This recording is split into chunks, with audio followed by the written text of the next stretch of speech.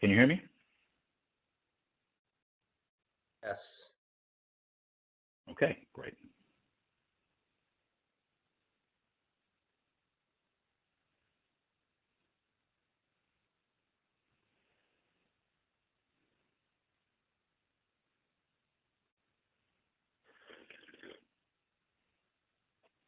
I'm sorry, I'm slipping on the mic here. No problem.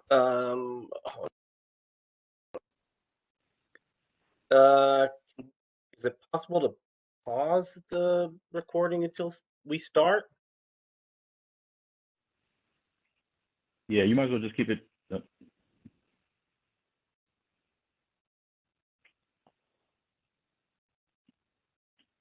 Okay, thank you very much. Warren, if I could ask, would you be able to take notes, record the minutes?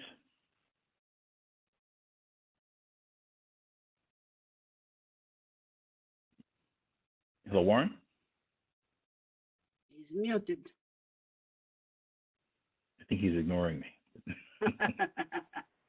Mr. Chair, if I may ask, isn't the meeting being I thought we recorded? discussed this. I thought we discussed this already. Yes, I'll take notes. Thank you very much. And yes, go ahead. Executive Secretary is not available today, I guess. Yeah. She. Let me confirm her attendance. She had a travel schedule, Nicholas, that she wrote us about. We just don't remember what it was. Oh, okay. So I figured out. Yeah. She's not available. Right. Fran, I'm sorry. You had a question, or there was a comment you had? I was just asking if the meeting is not being recorded. It is being recorded now. So at this time, we are going to begin. The time is now 7:20 p.m. I am calling this meeting of the Executive Committee to order. I want to thank everyone. My name is Fred Baptiste. I currently serve as chair of CB9, and I want to welcome all those chairs and members of the Executive Committee who are attending the meeting this evening. Just for the record, rules of conduct are posted on the CB9 website. We're going to waive the reading of the rules. Otherwise, I just want to make note that the idea is that we want to make sure that our committee meetings, our board meetings, all the functions of the board are places where people can exchange ideas, where we can have respectful dialogue. It's not always about we agree with each other, but it's we can agree to disagree without being disagreeable. I think it's in that dialogue that's where we're able to come to solutions that work, that serve our community best. Also, just as another housekeeping item, and this is just for note, so for call-ins, WebEx phone to mute and unmute is *6, very similar to the other platform. But if you use the raise hand function, if you're on phone on WebEx, it's *3. I'm just saying that just for the record. And at this point, we are now going to move on to the next item of the agenda, which would be public commentary. I do see one attendee. Dante, at this time, do we have anybody signed up for public commentary? I'm not aware of anyone who signed up. We do have one attendee in the meeting. Okay. All right, I see Teresa. I believe that may be Ms. Westerdahl. Ms. Westerdahl, if we can unmute her just to find out if she wishes to speak during public commentary at this time, if she has a comment. All right, she should be able to speak now. Oh, can you hear me? Yes, yes, we can hear you. I had a very difficult time logging in. I just want to say that other people may be having the same difficulty. It was very difficult. I eventually got it, and I'm slightly technically proficient. So I just want to know that there may be quite a few other people who aren't able to get in.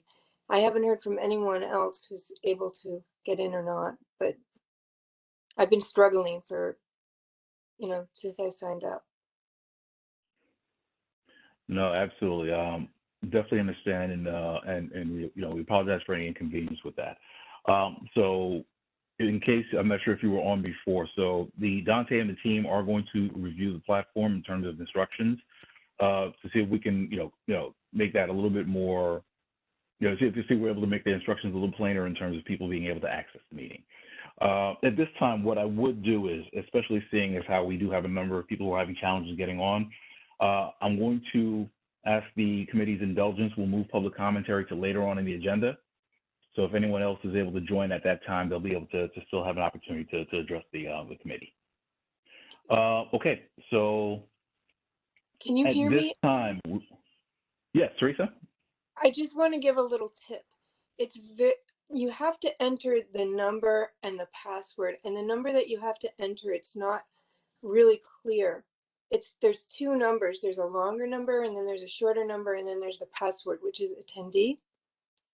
But I was entering the wrong code, and it's not clear.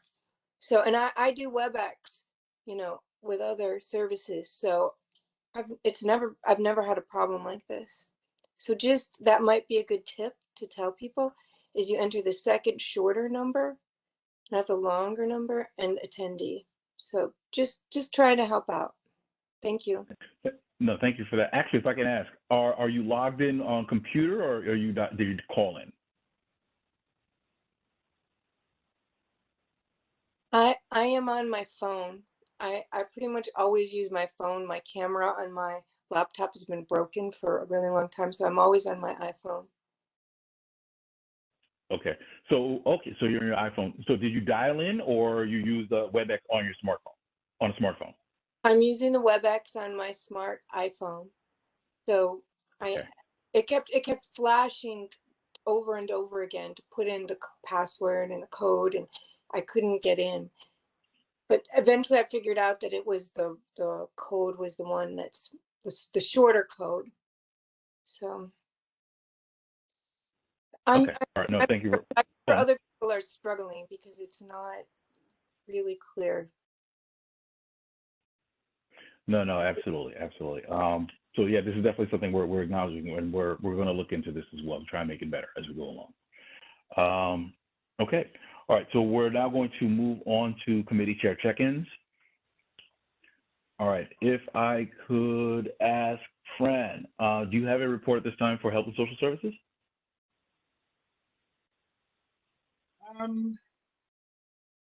Not a long one. We are working our community partners. We are working together to start getting things underway for our wellness fair in the spring, and also to have a program, do a presentation on COVID and not COVID, mental health and awareness. So that these are the two things that we're working on, but we want to really give persons and give them the save the date. So what we are really looking to do, knowing that you want to do a partnership with all the committees to do a big stuff out there, the fair, to have a huge fair with all the different committees. So I'm really waiting for the date that you would have come up with, so we can send out the save the dates to the partners that we would like to participate. Because we don't want to wait at the last minute, to be running helter-skelter.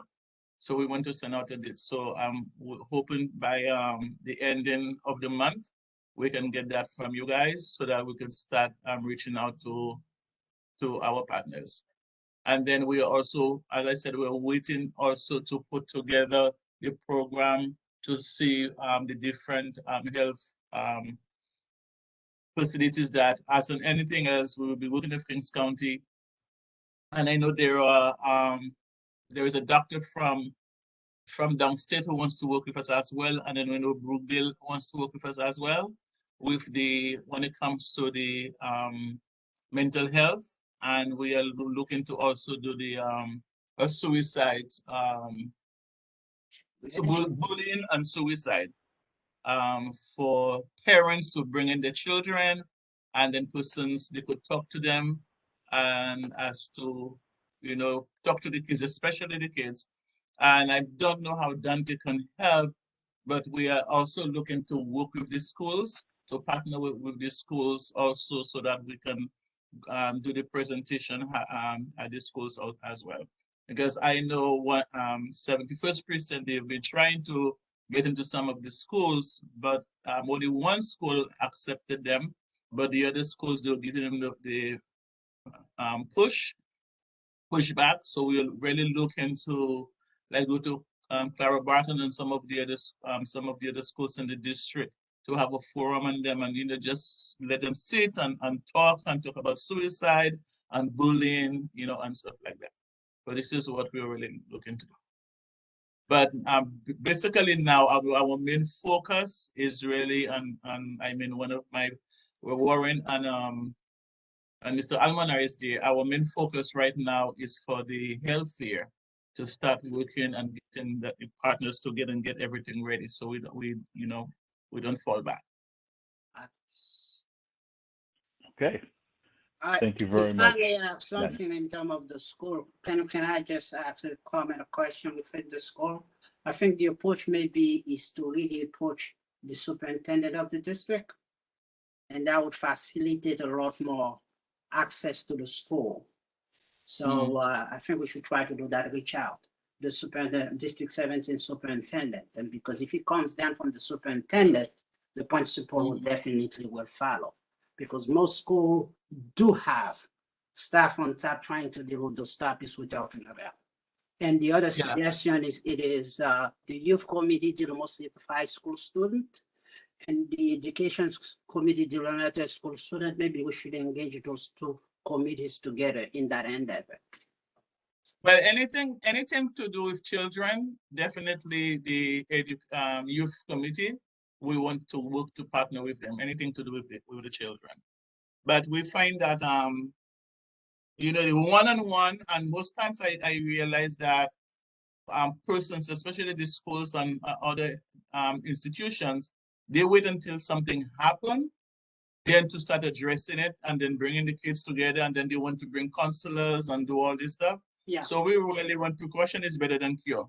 So we really want to be in there, talk, and sometimes if they can, well, I don't want to go into the details, but we just want to, I have in my mind as to how I want it run, but this is what we'll be doing later on. But meantime now, I would like very much if you guys could let us know as to the dates that you have. We can have a date and a rain date, so then we can put a flyer together and send out to the different organizations so that they could save the date.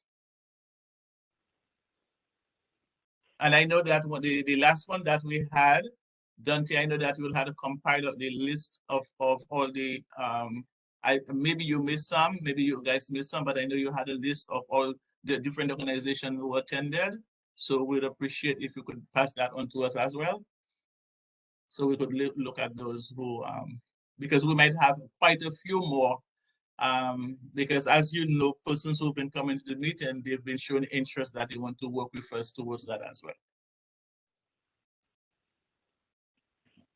Okay. All right, thank you very much. Are there any other questions for the Health and Social Services Chair this time? Okay, seeing none, Fran, thank you for that. And we are definitely going to be working in terms of solidifying the timetables. So that way you can bring this back to your committee, actually for all the committees, so that way they can plan appropriately as well. So we'll be communicating that out. Okay, and following up on that, we have Parks, Recreation, Cultural Affairs. Ms. Almanor, do you have a report? Yes, I have a quick report. Even though I just got the minutes yesterday, we had a good meeting, and we have someone from the Parks Department, Mr. Eric Thoman, presenting to talk about the primarily what's happening in all the parks, especially on the community gardens. Quite a lot of information was shared, and we also had a presentation from YESS regarding mental health for LGBT youth, and they announced that they're going to be taking space at the Major Orange Wellness Center. It was quite a lot of information. They are organizing some kind of a art exhibition, and then and possibly we'll use some of the community gardens. The office they are basically twin as one of the places where these young people can come and exhibit their art. One of the things we try to do is try to get a recreation and liaison, which I don't have any music liaison. So we discussed that, but I haven't got anybody volunteer. So if you know anybody who's interested to let us know what's happening in terms of sports and activity within the community board, I would love for that person to join that committee, and also a musician, so we could find some good cover those areas within park recreation and culture. So we should be completing the minutes and send it to be posted. That's the extent of my report. Okay, thank you very much, Ms. Almanor. Are there any questions for the Parks, Recreation, and Cultural Affairs Committee Chair at this time?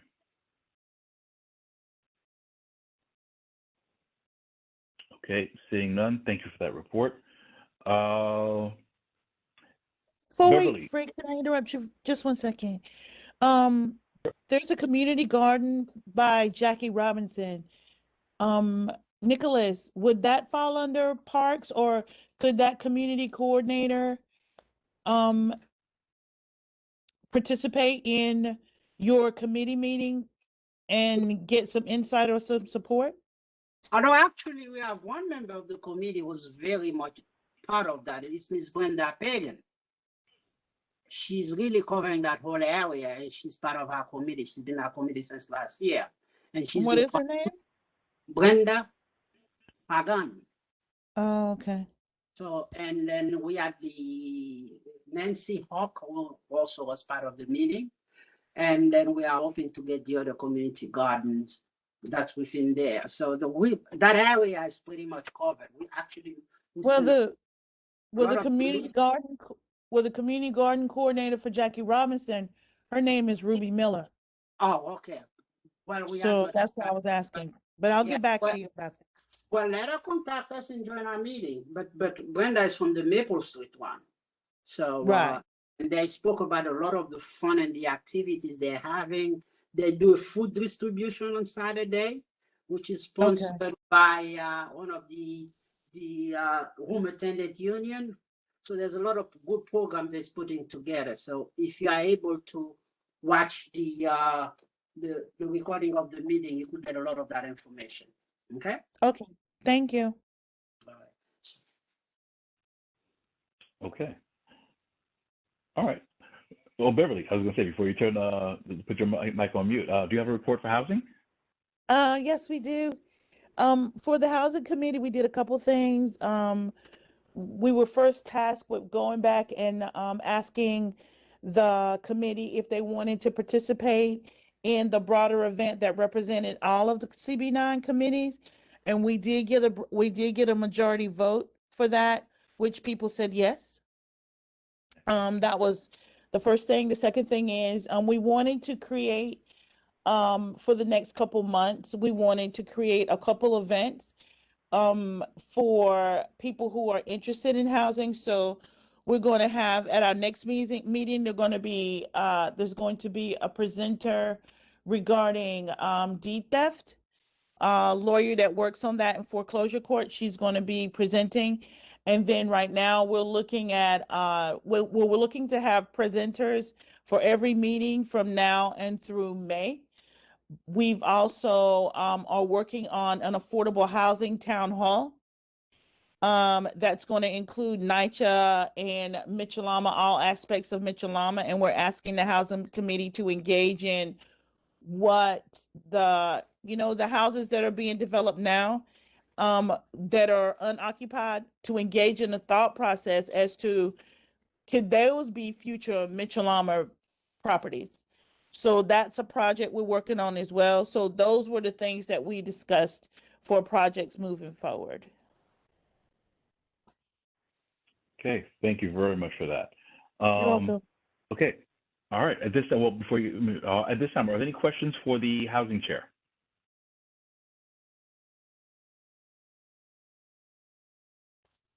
Okay, Not a seeing question, none. but a suggestion. There are a lot of people who are experiencing a lot of difficulty when the developers are doing their construction next to their property. So there's a lot of destruction of their own property. I had invited somebody to get to the committee to present what she went through, but she was not unable to make it this time.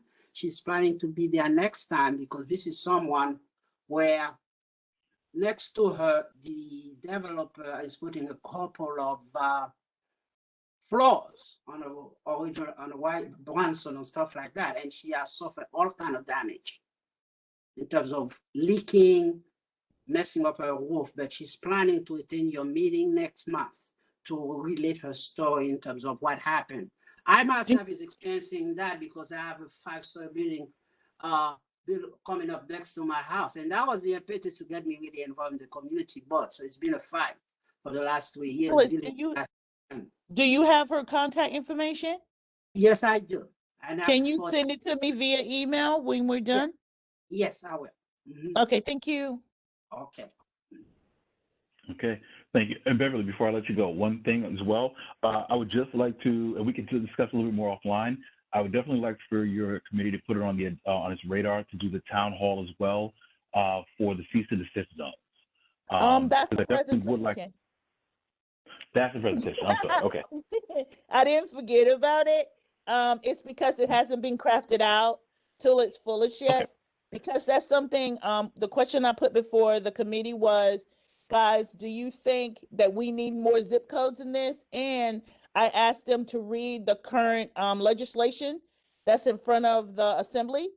And I asked them, how could that be expounded upon? So I didn't mention that because it's not finished. And I don't want to present it as if it is. Nope, that's fine. You got it then. Thank you so much. Appreciate that. You're welcome. Thank you. Okay. All right. At this time, we are going to move on. Hold on. Primo. Yes. Do you have a report for health? For youth services at this time? I do. I guess like on the housekeeping side, we decided to exit a few people who just haven't shown up basically at all throughout the course of the year. We have had a few new folks join, and we have a kind of recurring solid core of folks. So we did that, and partially we did that so we could pass or vote on a referendum's the wrong word, but what do you call the things that you need to pass? A motion? A motion. And so primarily what we talked about was joining the larger street fair situation that had been suggested by Fred and Warren about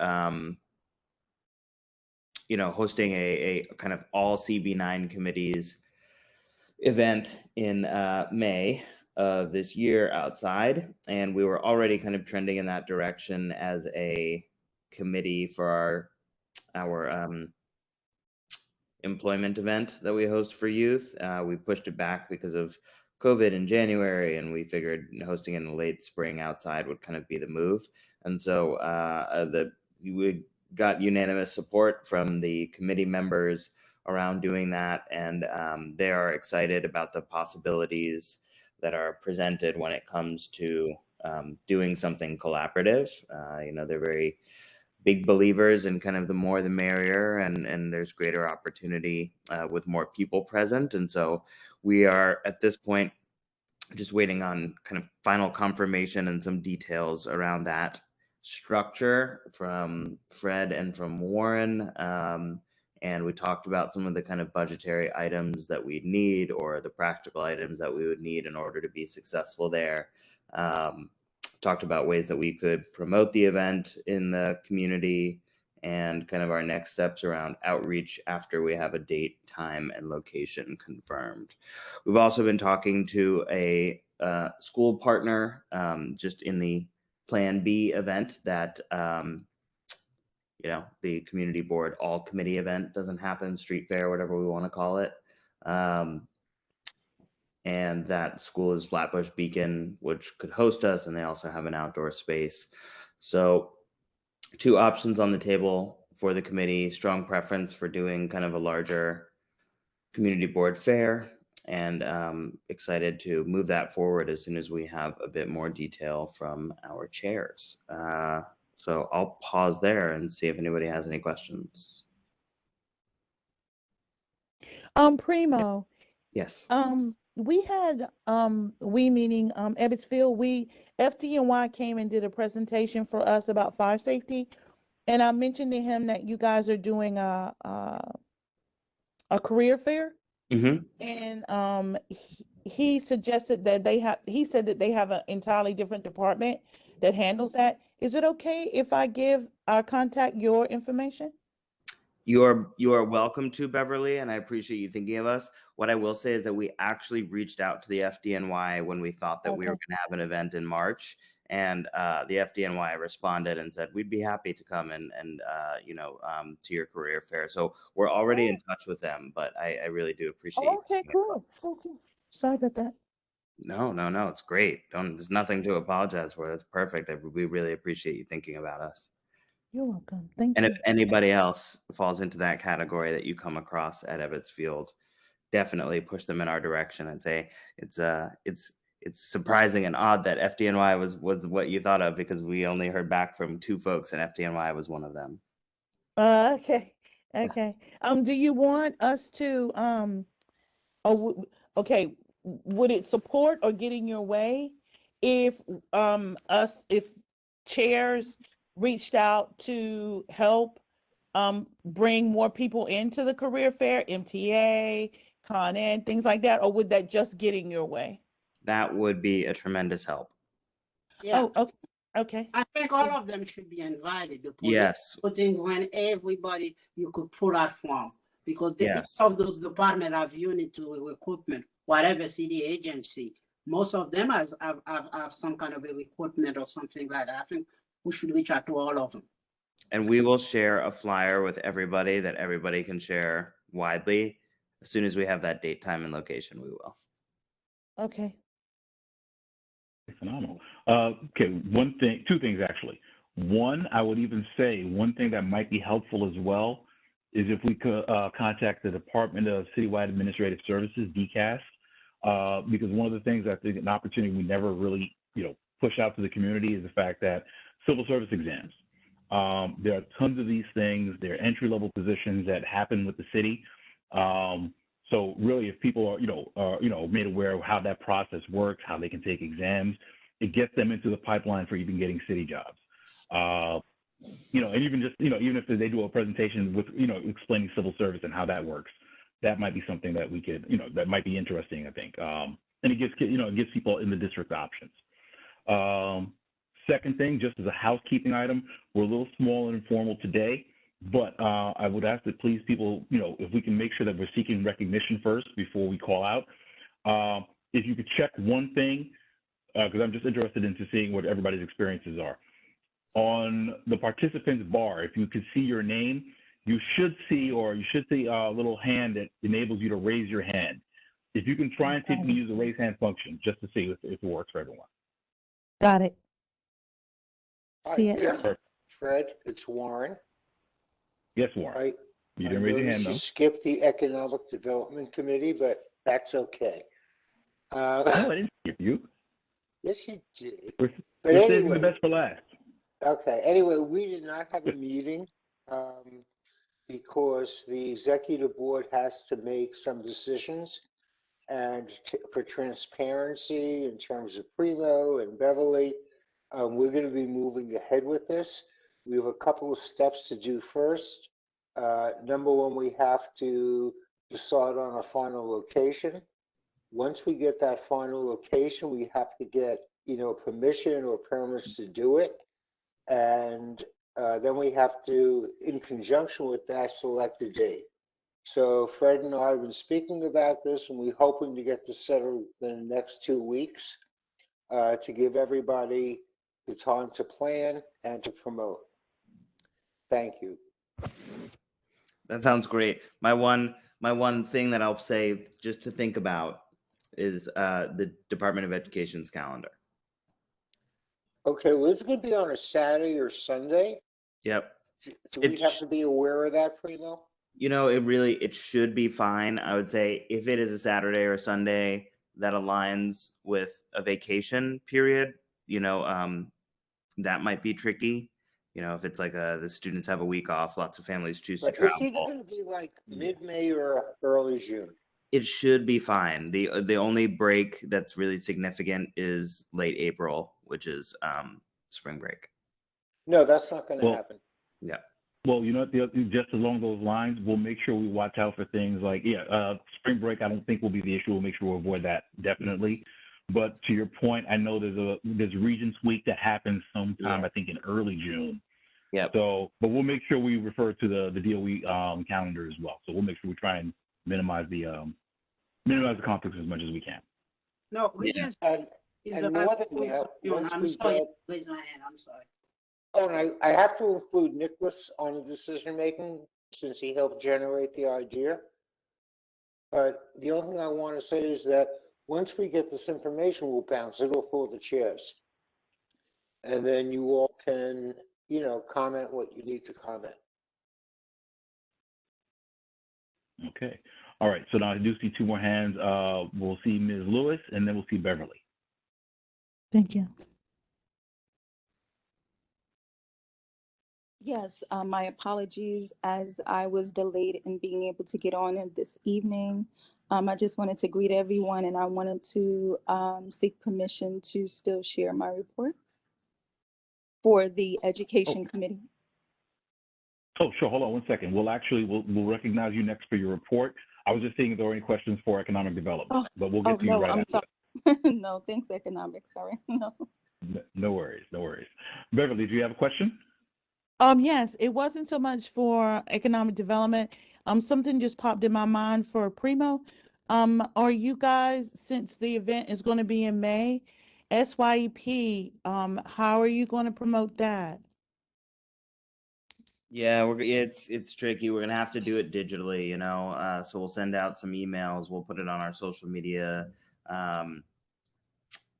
and if the window is still open, which I doubt it will be in May, we'll of course promote it at the event as well. But I think given the current situation, maybe we'll host an information session or something like that and open that up to the community and members and do that virtually. But it's a great question and one that I should put on our agenda for our next meeting. Okay. I was just And curious. Beverly, Thank you. And Beverly, thanks. Along those lines, that same lines, I would ask each of the respective committees, if you have community partners that you work with, it may be a good time to refer with them or at least looping with them to find out if they have programming that they do or applications for programs that they do to find out what the timeframes are on those. Like, for example, I know last year, I think Brooklyn Botanic Garden actually talked about a number of internships and opportunities that they have. So it might be good that either they come or they can at least share with the committees and the board in terms of any of these deadlines that are coming up. So that way we can make sure we get those out to the network. So, so basically the residents can take advantage of those things. Okay. But thanks for that thought, Beverly. You shared that thought for me as well. Oh, you're welcome. Okay. All right. Ms. Lewis. Thank you and good evening, everyone. You may or may not be aware that I was absent for our January meeting due to my mother transitioning. She's now an ancestor and she's actually, she definitely contributed to education in our community. And you'll see that we actually took the liberty of doing a moment of silence and sharing her contributions in our last meeting.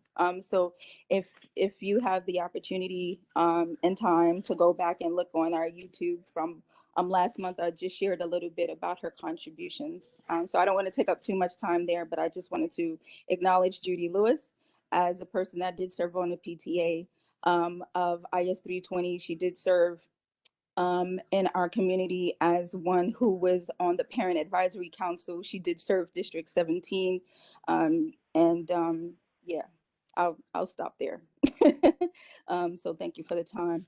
I do want to share that in January, the Education Committee was happy to have CEC President Erica Kendall to join us. And she shared with us some of the perimeters of the schools within our District 17. She shared that with us as a follow-up via email. If anyone would like that information, we could forward that over as well. But one of the things that she shared with us in that meeting, because, some of the responsibilities of CEC is to be able to share what's happening in the community so they can also advocate, which is one of the essential duties of, our community, our committee. And so, one of those outstanding issues is the fact that they're not advocating for there to be additional charter schools in our district. So I'm just reporting out to the executive committee, just making you aware of something that came out of that meeting. But we were happy to be able to have her to join us for that particular meeting. And we look forward to being able to invite them back some other time. Coming up, we're in our last meeting that we had as a committee, we were happy to be able to gain our full board. So we were able to finally get a vice president, and as well as a treasurer and a secretary. Ooh, we did it, y'all. So we have a full, committee now. We're excited about that. We're scheduled to have our superintendent for our District 17 to join us for our next meeting. And just so everyone's aware, if you don't already know, our meetings are on the first Thursday of each month. So definitely join us for the first Thursday in March, as we'll have our superintendent, she and Lindsay, that'll be joining us in somewhat of a panel style for the first beginning of the meeting, just so it's Women's History Month, and being able to learn more about her. And I don't want to take up too much more time, so thank you for the time to just share out. The committee is definitely looking forward to serving as partners with the schools to be able to still do something to support them in this time of COVID-19 before the year lets out. So we do have a subcommittee working on that, and we're definitely still looking to put on a Jackie Robinson Day in the community. So we'll be sharing more with you on next month, as the subcommittee is still working on that right now, but it will be in the month of April, and we're looking for that to be a community event.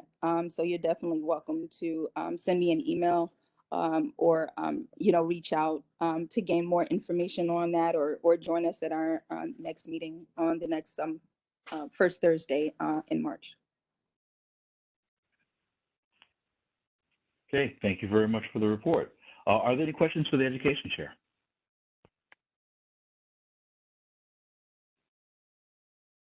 Okay, seeing none, thank you very much for your report. I think Christian LeBeau had a question. I'm sorry, did you have a question, Chris? Sorry, not so much a question, but I do offer my condolences, Melanie, on the passing of your mother. I'm really sorry about that. Thank you. You're welcome. I don't have any questions, no, but I also joined late, and so if there's an opportunity, I'm happy to provide a brief update on the EP committee, but I don't have specific questions. Okay, no, absolutely. And Melanie, I just want to echo that as well. You are in the thoughts and prayers at this time. Your mother was a phenomenal woman, did a lot in this community. Her legacy lives on in you. And we want you to know that we're here and we support you. Thank you. I appreciate that. And everyone, thank you. And he gave that to you from all of us. Thank you. Feel the love. Thank you. Okay. All right. Okay, Chris, at this time, you have a report for environmental protection? Sure. I would just say briefly that after the last general body meeting, the letter had been previously sent out to all members of CB9 in terms of what we would like to propose to our council members. But we engaged in discussion last general board meeting, and the committee went back and made some edits to the letter to take on board more of the community's concerns in terms of parking, in terms of locations for these modernized containers, and even in terms of specifying more clearly where we propose to replace or install garbages, receptacles. So we made a number of changes that I'm happy to highlight tomorrow, next week, in the general board meeting, because that's where much of the feedback came in from. And then the only thing in addition that I would add is that, we've been speaking with the DSNY superintendent. He was one of the first people that we met with as a committee, but we followed up, and I spoke with him again today specifically about this, and he had some helpful suggestions about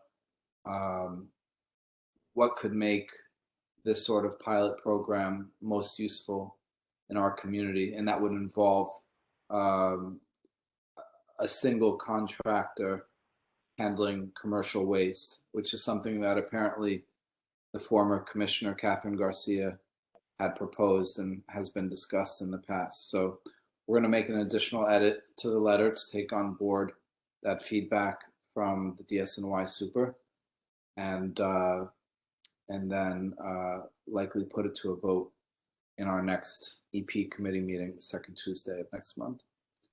So that's that. And still working on an environmental protection fair. I see Teresa is on the call as an attendee, and she's really leading on that, but that's still on our radar as well. Thanks. Okay, thank you very much for the report. Are there any questions for the Chair of Environmental Protection at this time? I know that the chair says that based on the tweet to his report, I would really like to hear a little bit of what the changes. I know you want to wait until next week, but is it possible that you could just give us a little on the report, the revise of the report? Sure, I'd be happy to. So there were some concerns from the community about losing parking if we were to install these containers in residential areas. So we went back and said, and we said specifically that this pilot would be primarily for commercial areas, and we named the blocks. So Empire Boulevard, Nostrand, Flatbush. There may be one other that I don't have in front of me, but that was one change. Another change is we want to specify that we are asking just for existing alternate street side parking rules to be enforced. So not going back to the old rules of moving your car 2 or 4 times a week, depending on the neighborhood that you live in. And then the other thing is this is not so much a change, but just something we want to better highlight when we share this with the board, the general board next week, and that's the locations of 10 receptacles. We had actually found 20 different locations of high traffic areas where there's a lot of litter that we'd like to address, but we wanted to really prioritize, and so we narrowed that down to 10. And so those locations will be shared in advance of the next meeting. So those were the main things. The only other thing I would say is that there was some interest in having a can in the northeast quadrant of CB9, but we didn't have participation in that committee meeting on that. So in the committee meeting to really specify where that is, because we have to be precise when we talk about replacement of trash receptacles. So we're still open to including that in the 10, but we need that participation in the committee. And maybe there's a workaround, Dante, I can chat with you offline. Maybe there's a way we can put a call out to CB9 to say, hey, if there's in the northeast quadrant, just shoot us an email with a specific location, and then we can incorporate it on the front end. We don't have to waste time in the meeting discussing that. So those were the main changes.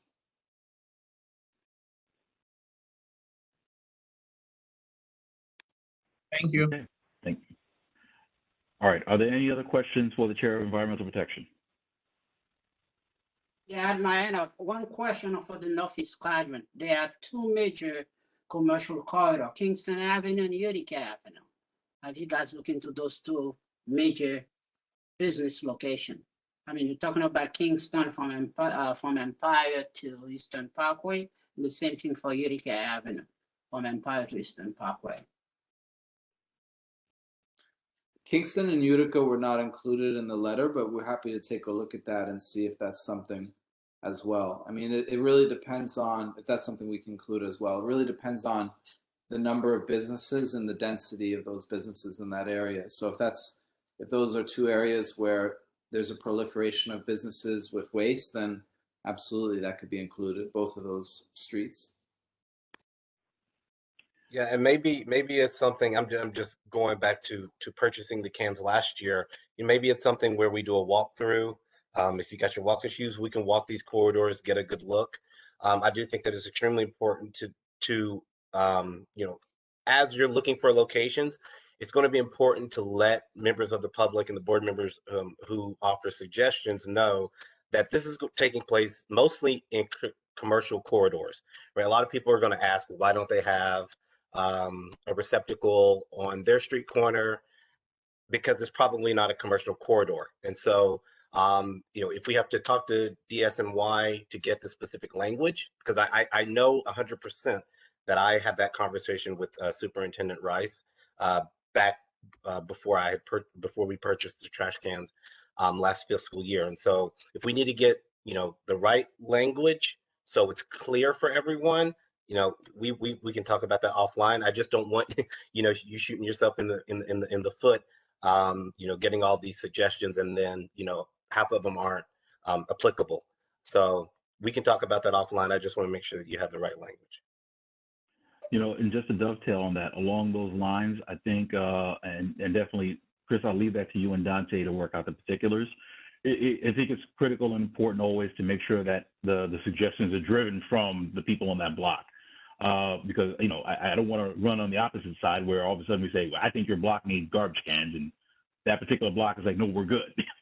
So, I think if we get the communication out there where this is the question, this is what we're looking at, we're looking for the feedback, so that way you'll get it, you'll get it from people who genuinely want it there, and who can probably are in a better position to actually tell us that yes, this is where the problem areas are, and then from there you can triage it down in terms of this is what will this is what will align with whatever DSNY policy is in going on. All right, I do see two more hands. I see Beverly and then Primo, and then we're going to close on Primo. Okay, go ahead, Beverly. Did I understand you correctly, Dante, that garbage cans are only going to go on commercial corridors? So that specific program, the sponsor basket program, those specific receptacles that were being replaced, DSNY, I'll have to look at the specific language. I can't remember right now if it's in an email or if it was via phone call, but I do recall Superintendent Rice mentioning that the focus is commercial corridors. Like that's why you don't see a lot of waste baskets on the inner streets. But I can look for that specific language, and of course we have a good relationship with DSNY. So once we get that language, we'll make sure that there's clarity. But Christian, that's not. But you're asking for garbage cans in addition to or outside of those areas. Oh, I was so the reason I had mentioned. No, I understand what you were asking, Dante. Okay. I'm going back to Christian to make sure I understand what he's asking. Okay. Sure, no problem. There's two components to what we're asking. One of them is piloting a containerized solution to trash, and those containers would go and be focused on commercial corridors like Flatbush, Nostrand, Empire Boulevard, and those containers would be placed in the street and they would take parking. So that's why we taking on board the feedback of the community in the last meeting, we said, okay, we're not going to put it in residential areas. So that's one aspect. The other aspect is replacing 10 what I would call old school wire trash receptacles with the more modernized receptacles similar to what CB9 purchased last year. And for that, For that, we surveyed and came up with locations both north of Empire Boulevard and south of Empire Boulevard, and focused on locations that are in commercial areas as well. And these are areas that are highly trafficked. Does that answer your question? Yes, it does. Thank you. You're welcome. I think Primo had a question too. Yes. Christian, no question. Just comment that like you are doing a great job, and that this committee is like working super hard and putting out a lot of output, and you're always going to get a lot of feedback around something as kind of personal as trash cans and, you know, street corners and like all that stuff, which is right. And you're doing a good job of kind of being inclusive and listening, and you know, you're new, so just shout out to you, and appreciate all of the work that you and the committee are putting in. You've definitely activated some folks who are also new, and some returners as well. So keep up the good work. Well, that's very generous. Thanks, Primo. I appreciate that. And we're just following your lead, following the lead of the Youth Services Committee. And the only other thing I'd say is something I mentioned in the meeting earlier this month, which is that we're not going to allow the perfect to be the enemy of the good. And so we're not going to get a perfect proposal, but if we can get a good enough proposal that fits with the vision of the committee, then that's something worthwhile taking forward. Okay. Thank you very much for that.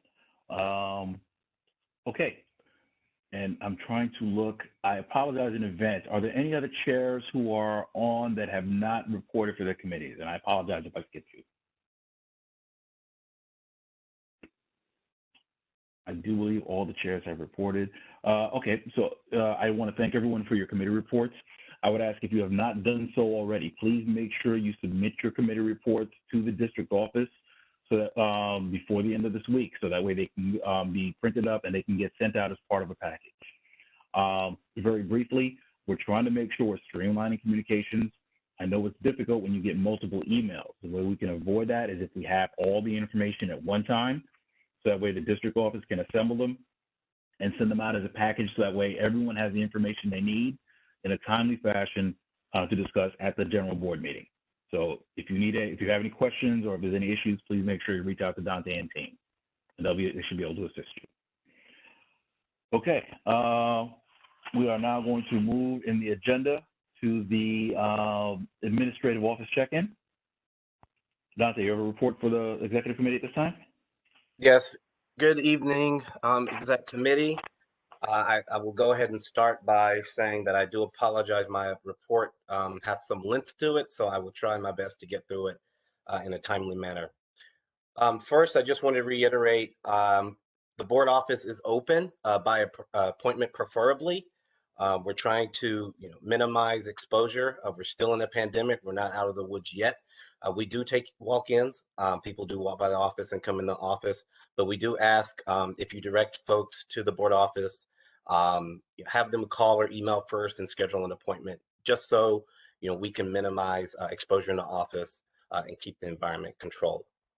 Next, I want to encourage everyone to sign up for our weekly e-blast. We get information from other city agencies, nonprofits, community-based organizations that tend to show up to some of the committee meetings. And so we want to make sure that information is making it to our board members. And our board members are also disseminating that information to their networks as well, and to their neighbors. And so, I want to encourage everyone on the call. If you haven't signed up for our weekly e-blast, sign up. We try to only do it once a week. It's packed with information. And you can email the board office, call the board office, or go on to the board website and go to the contacts section and request to be added to that listserv. Also, I want to encourage everyone to follow Community Board 9 on social media. We get a lot of information, as I said, from other agencies, elected officials. And so, we disseminate a lot of information on Twitter. As you can imagine, almost everyone has a cell phone. A lot of folks have a smartphone, and so we want to make sure that we're using the technologies that are out there to disseminate the information. And so if you can, follow us on social media, and when we post something, retweet it, like it, whatever it is, do that. That helps us disseminate this information to your neighbors and to folks throughout the district. I am pleased to say that yesterday, the board office worked in partnership with Councilmember Crystal Hudson's office to give COVID tests and roses out to constituent in the district in front of the board office. It was very pleasing to see the council member out there along with the staff, and giving out the COVID tests and the roses. I was very pleased to see that people were receptive. That was very nice. And so if you all know of any organizations that are interested in doing COVID tests and they have the capacity to work with the board, send them my way, and then I will touch base with them. But I've already ordered my COVID tests from the USPS and they haven't been received. So I can only imagine that other people are experiencing the same thing. So if there's anyone out there who needs COVID tests, send them our way, and we'll reach out to our networks and our contacts to see if any are available. I'm going to jump to the district service cabinet and come back to the comptroller's report because it's full of information. I just wanted to give a report pertaining to the district service cabinet.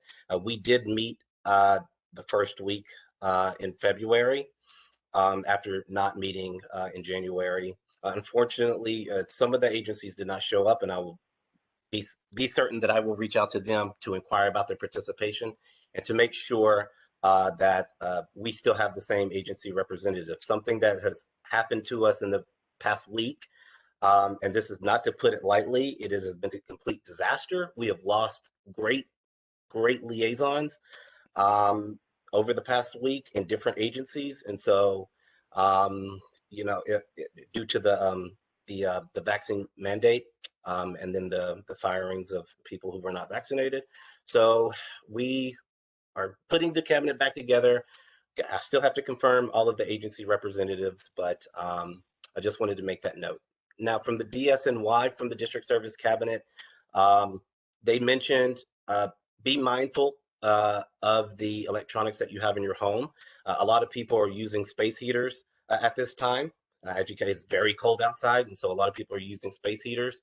It's important to keep in mind that these appliances, electronics, are not meant to be running 24/7.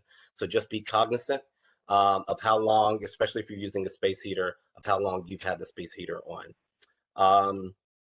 Also from FDNY, FDNY, please remember to have an escape plan near your door. That's something that I'm sure that a lot of people probably do not have. I will be honest, I don't have one. And so, we've seen fires all across the city. And so, and unfortunately, we've seen fatalities. And so it's important that folks have an escape plan, a fire safety plan. If you don't, reach out to the board.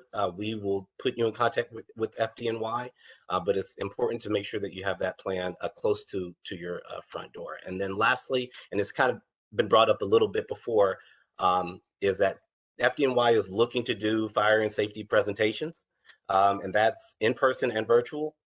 So if you guys know of any organizations or if your committees are interested in doing some type of event with them, you can reach out to me, and I will inquire and get the ball rolling with that. Also, from the District Service Cabinet, the Department of Consumer and Workers Protection, they had provided an update that NYC Free Tax Prep is back. To schedule an appointment, you can simply call 311. For more information, please visit the agency's website. Additionally, the city recently just passed a new legislation regulating the online third-party food delivery services, delivery apps industry in New York City, and providing legal workplace protections for delivery workers. The agency provided the update that they have started to enforce those protections. If you want to inquire about exactly what those protections are, you can send an email to the board office. I looked at it on their website, so I can find it rather quickly, and I can send that information to you as well. The Department of Buildings has implemented a new homeowner relief program for eligible 1- and 2-family homes. This is apparently a brand new program. I have a flyer that was given to me by the liaison from the Department of Buildings. We obviously will put this in our constant contact. I will also bring this up before the general board. If there's anyone who needs this information, they can definitely reach out to the board office to request that information. And we will also be disseminating this information on our social media as well. Also, the Department of Buildings will be hosting live Q&A sessions where any member of the public who has a DOB-related question, they can ask and they'll receive an answer or a guidance. So they're starting to do those live sessions. The next live session for Brooklyn, and I believe that they're virtual, will be Tuesday, March 1st from 2 p.m. to 3 p.m. And if this is something that draws a lot of interest, or if this is something that maybe the Housing Committee is interested in, I can always reach out to the Department of Buildings to see if we can work in tandem with them to do one for Community District 9. And all of that information is on their website as well. So if you need that information, please reach out to the board office. The Department of Health and Mental Hygiene provided the COVID statistics for the district. That information is available 24/7. The fastest way, at least for me, to find the information online is if you Google COVID data NYC Health. The first site to populate is the one with all of the information. If anyone needs that information, they can reach out to the board office and we can, without a doubt, send that information back to them. More information coming in from the District Service Cabinet, the Empire Reconstruction.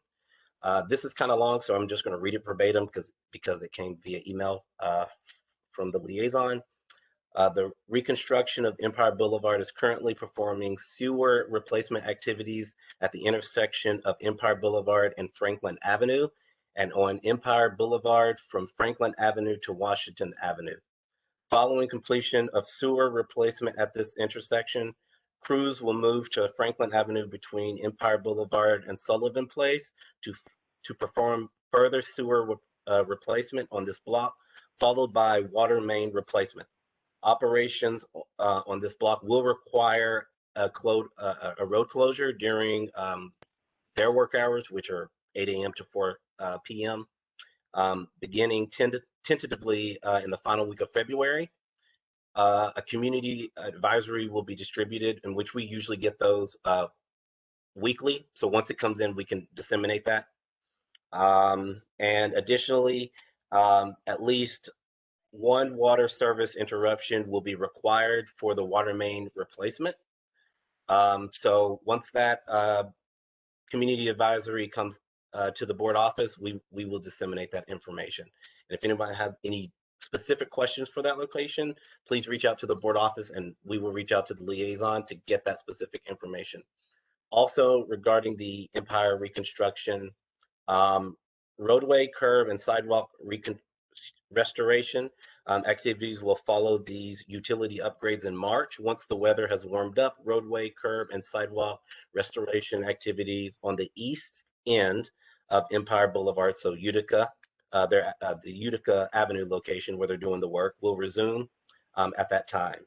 Work on the east end, Utica Avenue area, has been put on hold for the winter, as these restorations require minimum temperatures that we obviously haven't been experiencing. So if anyone needs more information pertaining to that, they can reach out to the board office and I will send them the information. Regarding Con Ed, over the winter season, snow and salt will get pushed into the catch basins, and this will likely cause damage to the wiring beneath and will cause outages. So if this happens, you can call 1-800-756-6633 to report that outage. And this is something that's extremely important to bring up as well. If this outage happens, please contact the board office. We've been working hand in hand with the mayor's office of community affairs. And so when we get information like that, we want to make sure that we alert the mayor's office so that they're working on it on their end as well. We're working on it on our end as well, putting the pressure on Con Ed to fix those outages to ensure that people have the electricity that they need to live comfortably. Let's see, the next thing was from National Grid. Encouraged people to apply for the Home Energy Assistance Program, HEAP, which helps low-income individuals pay for the heat in their homes.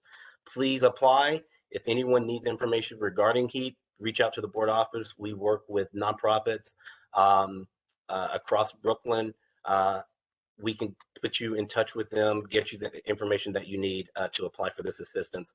They should also apply, if they are in arrears, they should apply for RAS, which is regular arrears supplement.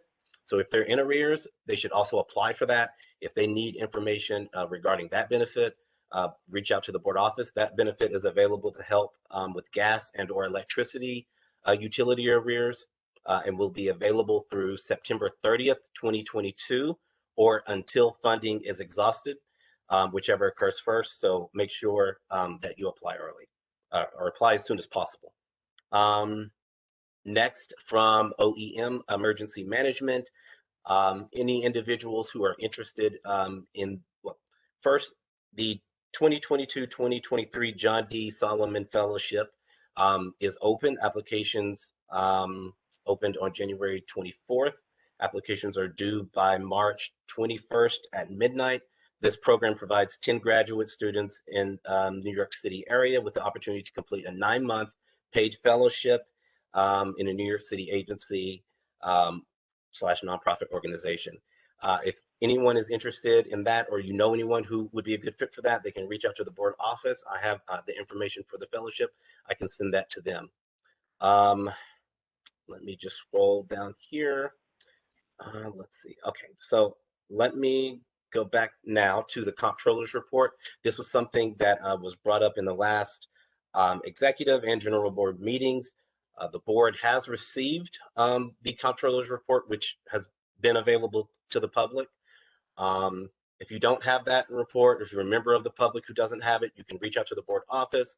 We can send you the Comptroller's report of the 18 Brooklyn community boards. It's also available on the Comptroller's website as well. I just want to go through some of the findings of the Comptroller's report for the record.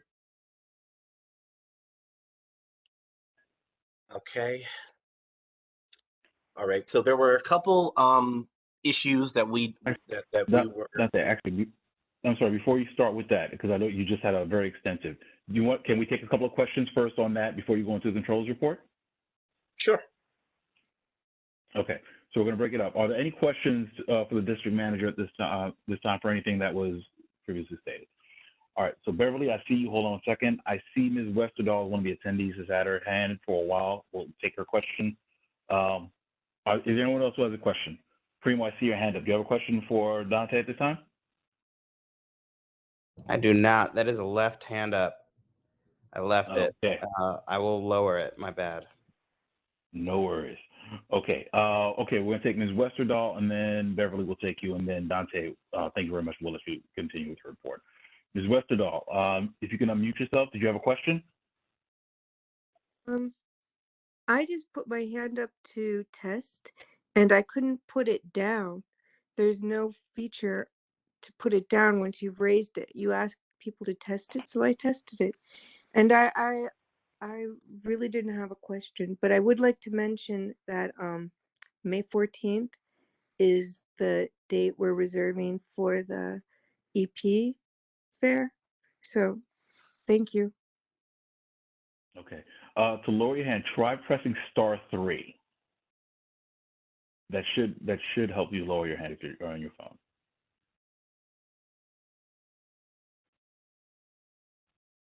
Okay. All right, Beverly, I'm sorry, you had a question. Yes, Dante, could you send the DOB information over to housing so we can reach out to them as well? I will do that. Thank you. Thank you. Okay, thank you very much for those questions. Dante, I'm sorry, please resume with your report. Okay, give me one. Okay. All right. So now I want to get off into the comptroller's report. As I said, it was disseminated to all the board members. It's lengthy, so I'm not going to read the comptroller's report, but I will go through the findings. Forgive me if I'm looking at my screen like this. Is kind of difficult to do this on a laptop. So some of the findings that were found specific to Brooklyn Community Board 9, one of the findings was that the board did not consistently hold general board meetings from September 2019 to November 2020 per table, was that 4, in the report. And then Community Board 9 did not hold a meeting in the May of 2020. The board office provided the recording of the May 2020 meeting to the comptroller's office. So that should satisfy that requirement. But it was noted in the final report. So we did make that correction, and unfortunately, it was noted in the final report. Another non-compliance issue was that the board failed to conduct at least one public hearing each month from September 2019 to November 2020 per table 5 in the report. The board only held one hearing, which I believe was in the September, which was the, October, it says right here, which was in October of 2019, which was the budget needs request hearing. So in regards to that, we're still, we're now, since the Borough President's Office seems to be at least solidified in terms of staff, we're going to be reaching out to Borough Hall and then the Mayor's Office of Community Affairs to discuss meeting this compliance. It seems that, we, at least looking at how the schedule has went over the past couple of years, we don't hold hearings every month. I think if I believe correctly, the last hearing that we held was 960 Franklin. And so we're going to be reaching out to Borough Hall and the Mayor's Office of Community Affairs and probably Corporation Council just to gain some clarity on that specific point. But that's where we're at with that specific compliance issue. The next one was did not provide adequate public notice to general board meetings as required in physical or one or more physical locations. Prior to the audit, we began to post the board meetings on the NYC Link kiosk, and we will continue to do that. That's one area where we feel there's a lot of foot traffic, especially near bus stops and throughout the district. We have 16 NYC Link kiosks throughout CB9, and so we think that gives us a good avenue to be in compliance with that specific statute. And so we will continue to post on the NYC Link kiosk. And then we also, have a posting in the front of the office. People walk by our office all day and just look at our door. So we know that, people are seeing the information. So we will continue to do that as well. Another non-compliance issue was that we did not notify news media outlets. We have created accounts for Patch and the Brooklyn paper, I think it is. The Brooklyn paper, to post all CB9 events. That includes committee meetings, exec meeting, and general board meetings. We've been working diligently to do that, and so that's the move that we're making to satisfy that requirement. And also, there's this is also another point that I've at least had in discussions with other district managers that we have to gain a little bit of clarity on from Corporation Council. Another non-compliance issue was that the board reported that we did not post in physical locations. And as I mentioned before, we're going to be posting in the NYC League kiosk. And if there's other locations that you guys can think of that are feasible, remember that we're a staff of 3 and we really need to be in the board office. But if there are other locations that you guys can think of that's feasible, where this information can be posted, or if there's someone at a location who is willing to print it out and post it for us, please don't hesitate to let us know. Another non-compliance issue was that CB9 did not provide adequate public notice for the public hearing conducted in 2019. CB9 did provide public notice. I confirmed with the staff for the hearing in 2019. Something that's not mentioned on here, and this was sent out before, but I believe it was Carmen Martinez who had inquired, is that we're required to post in the city record when we do a public hearing, which I can confirm that we did post in the city record. So, you know, we made the proper steps to do that. Unfortunately, it's not noted in the final report. And moving forward, we will make sure that, and I think it's a requirement that that is posted, I think 7 days prior to the hearing. So we will continue to do that. And of course, we post it on our website, social medias. And if it's a hearing, we will also post it on the link kiosk. Another non-compliance issue was the board reported that they did not notify news media outlets for the public hearing conducted in 2019. As I said before, you know, we created account for Patch and the Brooklyn paper, where we will post all of this stuff moving forward. Another non-compliance issue was that we did not post. And again, we will be moving forward. You know, public hearing notices will be posted on the link kiosk, CB9 website, social media platforms. We'll also, of course, put it in front of our office. And so, again, if you know of folks who are in different places throughout the district and they're willing to, you know, print it out and put it in their window or disseminate it to their networks, please don't hesitate to reach out to the board office and let us know who that person is. Another non-compliance issue was CB9 reported that we did not make their meetings or hearings available for cablecast. So CB9 currently, we broadcast public meetings on Facebook and YouTube. Prior to receiving the audit, CB9 was already live streaming the executive and general board meetings, either on Facebook or YouTube. I think mostly Facebook. But the Brooklyn Community Boards did receive guidance from the law department. So we're still trying to get clarity on that guidance. I converse with the DMs quite often across Brooklyn and also citywide. And so as we are in these discussions and we're moving back to, you know, being in person, we're trying to gain clarity on exactly what's required of us.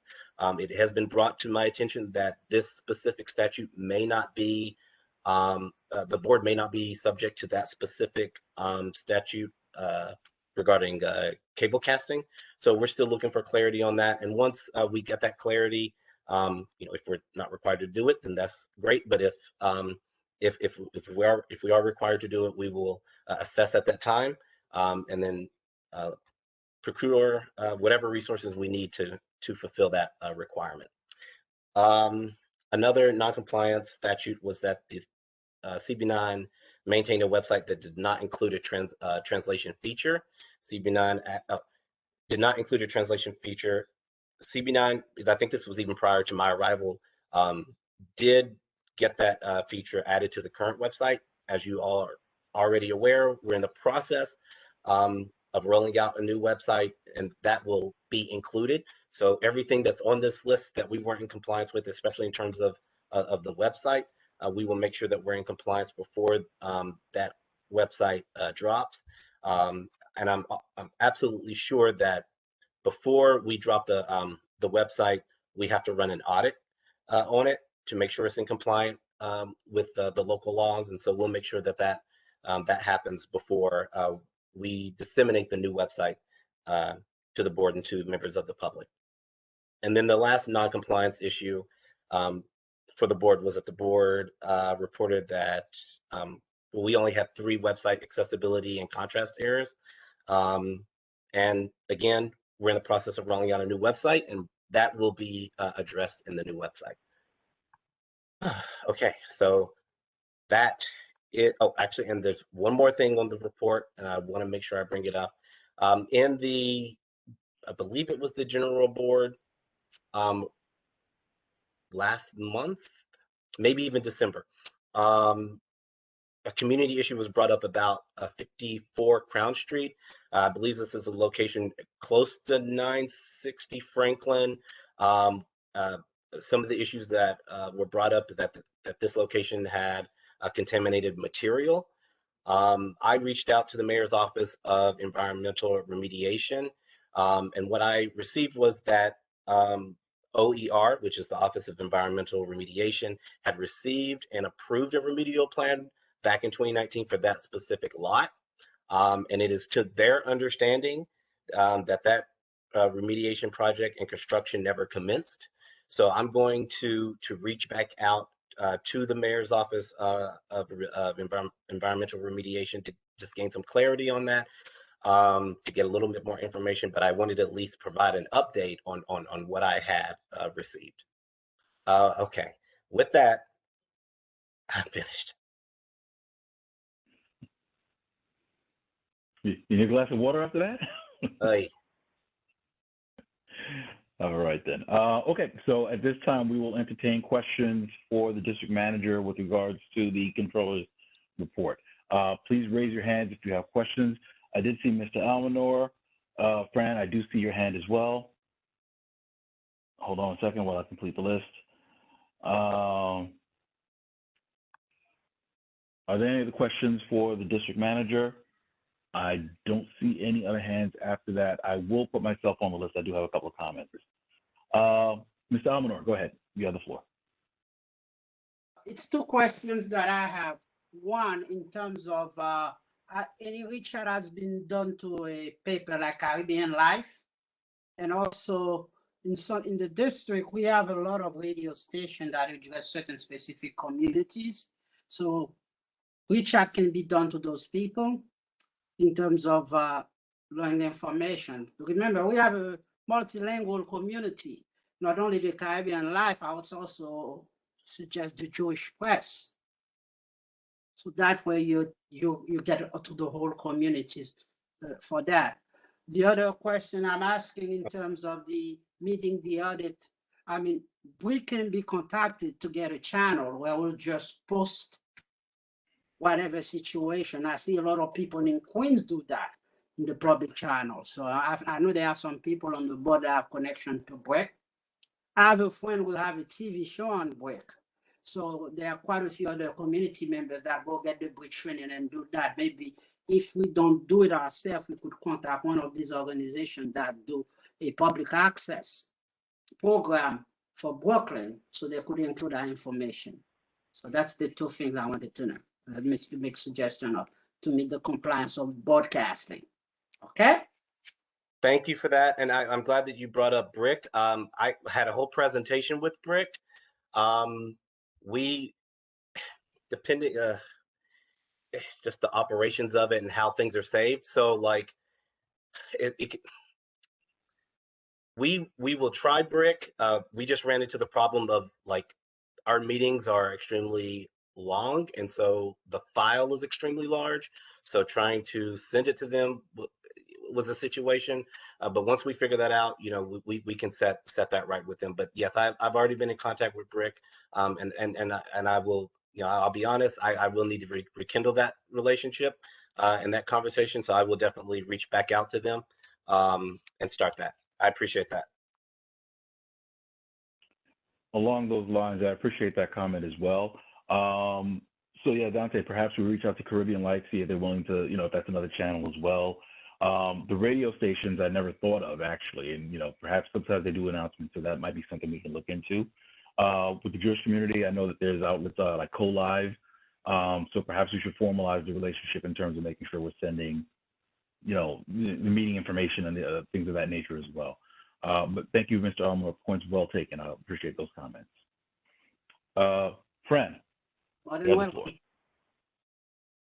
yeah, just a few questions and statements.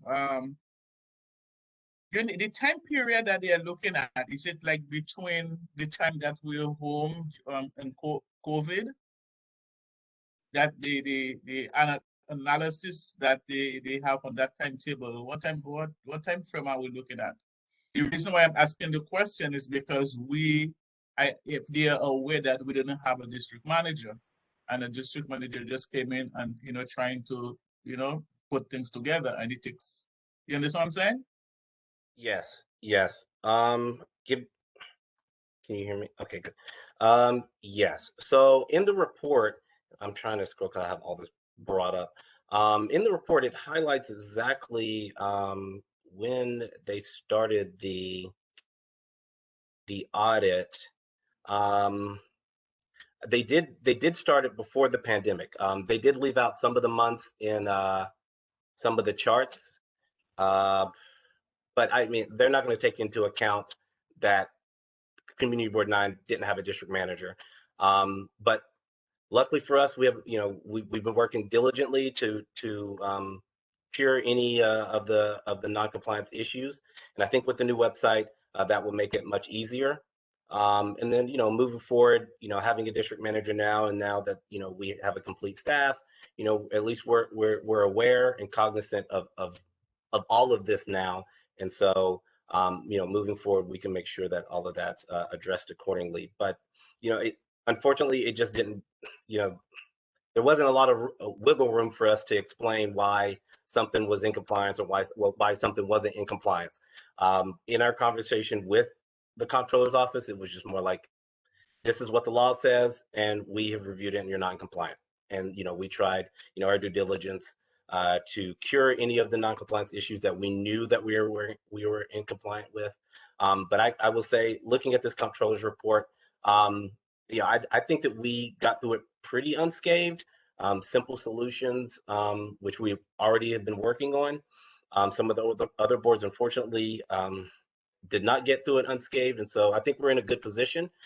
We just need to fix a couple of things, change some of the operations, and I that's not going to be, you know, that difficult to do, since, you know, we're already building the new website, and we're already familiar with exactly what we were not in compliance with.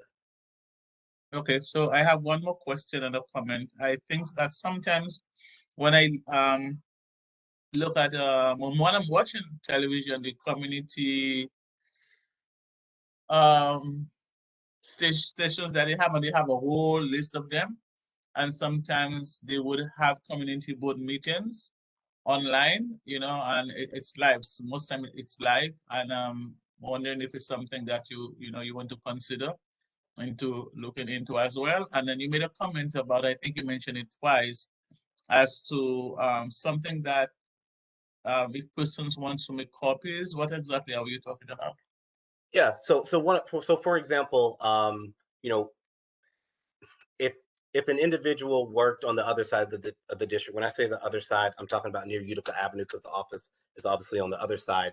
You know, if there's a large institution over there where an individual works, if you know that individual, have them reach out to the board office. Sometimes large institutions and just businesses in general have boards in there. Even if it's a restaurant, they might have a board where they post information.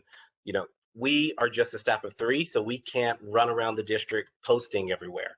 But it is very simple for us to email it to someone. If they have a printer, they can print it out, and then they can post it, you know, in their location. I think that's extremely helpful. And you know, if we, it's almost like a trickle down effect. And so if we start doing that, I think that you know, people will start to see board information posted in places that they didn't think it would, you know, it wasn't originally there, and that will bring a lot of awareness and drive people to the board. And so, you know, if again, if there's anybody that you know, please send them to the board office. And it could be anything, right? I'm willing to have the conversation. They might not be able to do it. They may be able to do it, but at least we tried, we had the conversation, and, you know, either it works out or it doesn't.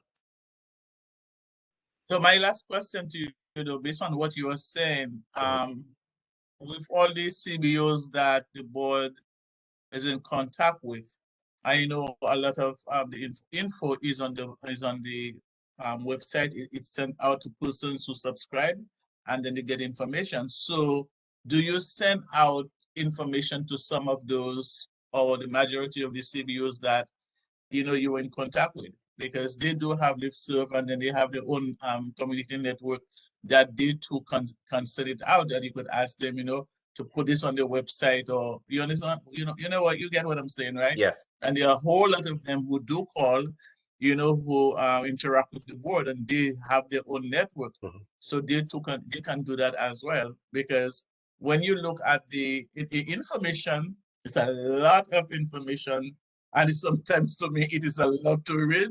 You put up there. But I think to really help with that, there are so many organizations, community organizations, and there are new ones that's coming up. Mhm. And some as anything, as you say, it's just free of you and how much more can you do.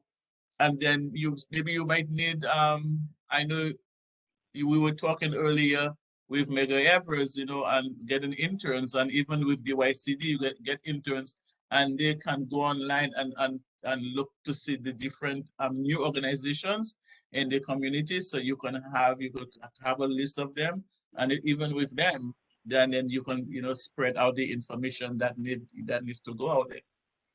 Just saying. That's exactly what that's exactly what we would want. We're trying to build out our list, right? I know for almost a fact there are a lot of organizations that we don't have on it, right? Folks show up to our meetings, we don't get their contact information, and then it's just like in and out the door. And so we want to make sure that people who are engaging with the board, if they can sign up for our weekly e-blast. I do get it. It is a lot of information, and that's good advice. That's a good suggestion. Maybe it's something that we just need to slim down. But going back to the point, any organization, block associations, bids, whoever it may be, direct them our way. Yeah, we want them to disseminate our information. I mean, we're also disseminating theirs as well, right? They send our information, we send it out. This is kind of how this network should work, is that we send it to them, they send it out, it hits the masses. And so, yeah, we will definitely be taking a look at that moving forward. I'm happy. Mr. Chair, may I say something else, please? Okay, one last comment. Yes, go ahead. Okay, I'm happy that you mentioned block associations, because a lot of the block associations, they have the list of emails for the members, and that is something maybe you can look into. So you can send to the president of the associations, and they now could send it out to the members. That's a great idea. I'm done. I agree with that, and I'm also going to say, if you know anyone that's in a block association, have them just reach out to the board office, and then I can touch base. I will forward you my email list of the block association members in my blog. Thank you. Okay, just a couple of quick comments with respect to the audit. First of all, I definitely want to say that I think that, while there were a number of points that were touched on with respect to the audit, I think that the quality and the level of the non-compliance, I think when you look at it, I think we really stand as a board in a very good position. First of all, I do want to say thank you to the assistant district manager and to Khalid. A lot of these do predate actually the arrival of our district manager. And the fact that I think the nature of some of these are, I find to be, I don't want to, I don't want to understate it and say that they're nothing, but they're small or they're manageable things that we can take care of. Or these are things that basically they kept the office afloat. So I think that's something very enormous, and it's definitely a thank you that I want to give to those two members of the team in terms of basically they kept that office afloat for the period of time before the district manager came. Two, I also do want to note that in terms of some of the things that we were cited on, I think it's something that we have to take in context. We have to look at the context as well. A number of these points, it's not just us who got dinged on them. A substantial number of Brooklyn boards got dinged on them, which makes me ask the question, is there something systemic in terms of the way they're looking at it or framing the questions, or even some of the rules of the regulations? Like, for example, I think with respect to the hearings, the vast majority of the 18 Brooklyn boards do not have monthly hearings, mainly because I think we found other ways to actually have public commentary and engagement. So while due to the letter of the law, we were in non-compliance, in the spirit of the law, we allow for public commentary at every level of our, at every level of community board 9 meetings. So I think in that sense, we were in compliance. We definitely need to have conversations with Borough Hall and with the Mayor's Office of Community Affairs to understand how to better come in compliance with that. Sometimes it means that the laws need to be updated because I think they're not reflecting the realities. These things are things that are written from 10, 15 years ago, and they didn't contemplate certain things. For example, they're talking about cable casting. When they wrote the laws about cable casting, they didn't contemplate the idea that, oh, guess what? We'll have YouTube and Facebook Live, and we can stream these, and perhaps reach areas and audiences that they didn't contemplate with cable casting before. So again, maybe not in compliance, but I think in the spirit of it, I think we've really done an exceptional job in terms of trying to make sure we're hitting people in wherever places they're at. So that includes, and I think the district manager mentioned it before, social media. So I think we're hitting people in a lot of different places. The website was one of the things that was mentioned in there. And again, I think credit to our team, to this board. We recognized that the website was a weak point way before this audit was even thought of or it even was announced. And we had already started taking steps. And again, thanks to the district manager and the district office team in terms of, I'm looking forward to when our website rolls out, our compliant website. They've done a lot of work with respect to that in terms of making sure that it's something representative of the board and that it accomplishes the function that it needs to do in terms of being able, it enables us to pass information to our district in the way we need to. To the point that was made before, I absolutely encourage all members. They do a fantastic job on a weekly basis of making sure they're putting the information out. The idea is, as members of the board, we also serve as ambassadors of the board in terms of please make sure that you're passing these things on to your networks as well to make sure they're getting out there. We're always trying to expand the constant contact, the database, because the more people we can get it to means the more people that can pass it on as well to make sure that it's getting into the places we need to.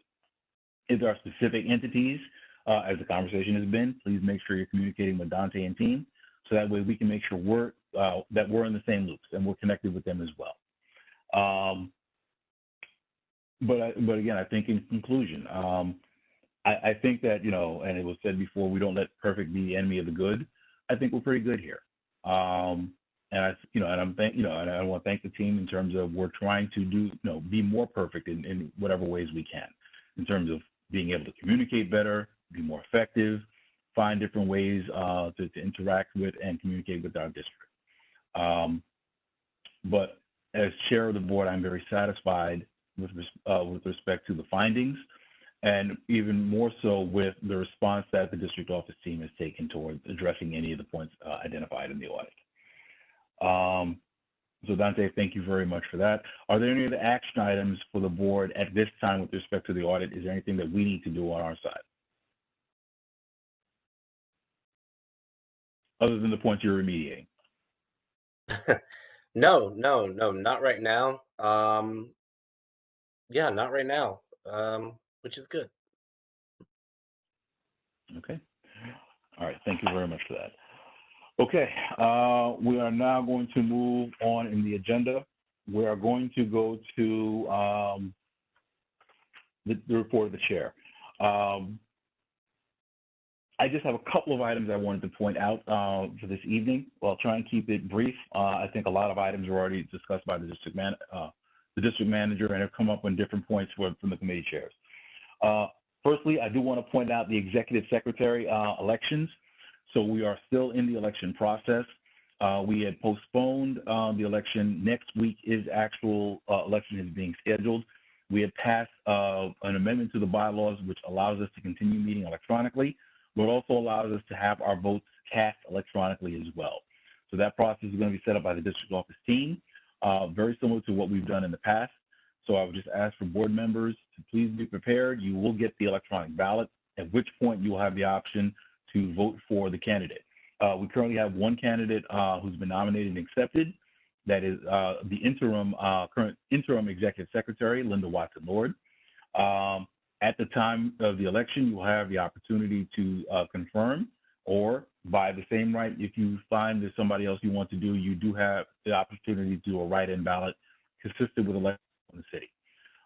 But if I may say so, Linda Watson-Lord has definitely stepped up to the plate and delivered for this board. I thank her for her service, and I'm looking forward to a positive outcome next week when we have the election. I do want to go back again just very, very briefly with respect to the large district event. So this is something that I'm excited about. I think that as a board, we have come a long way. I think this is an opportunity to do something on the scale that is really where we want to start operating as a board in this district, and something the district should see.